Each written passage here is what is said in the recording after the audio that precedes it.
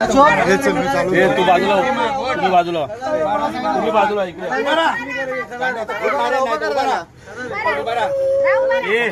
Acting करू नको। चल बोल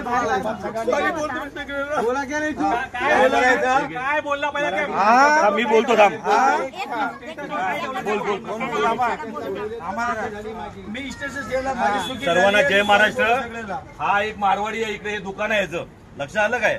त्यांनी स्टेटस टाकला होता की मराठी माणसाला आम्ही पेलतो, मारवाडी लोक पेलतो म्हणून महाराष्ट्रामध्ये राहून। याचं काय करायचं आम्ही केलंय, पण हा मातर्स जात आहे ना।